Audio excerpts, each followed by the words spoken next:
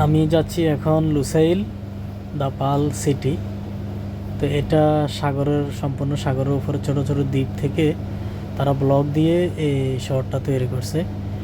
এটা সম্পূর্ণ দেখতে আপনার ভেনিস সিটির মতো। তো এখানে মূলত ইউরোপিয়ানরাই থাকে বেশি, তো তাদের জন্য এটা তৈরি করা। এখানে আপনি পুরা জায়গাটা ইউরোপের আদলে তৈরি করা আর কি। তো ওনাদের ঐতিহ্য যে খেজুর গাছগুলো, ওগুলোকে ওনারা সুন্দর করে মানে ওনাদের মতো করে সাজাইছে।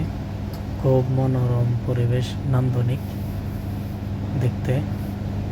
আর এটা এই সিটিটার ভিতরে সবগুলো আইকনিক বিল্ডিং।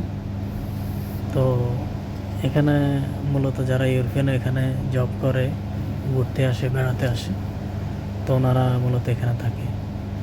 সামনে একটা টানেল আসতেছে, দেখতেছেন আপনারা। তো এই টানেলটা অনেক সুন্দর। এই টানেল দিয়ে যাইতে কোনো ট্যাক্স বা টোল দেওয়া লাগে না, সম্পূর্ণ ফ্রি, আপনি যে কেউ যেতে পারবে। আর পাশে দেওয়ালে যেগুলা দেখতেছেন, এগুলা সামুদ্রিক মাছের ডিজাইনে করা। এটা খুবই মনোমুগ্ধকর। আর এখানে কোনো ট্রাফিক নাই বললে চলে, এখানে জিরো ট্রাফিক। আর উপরে জ্বলন্ত ব্রিজ দিয়া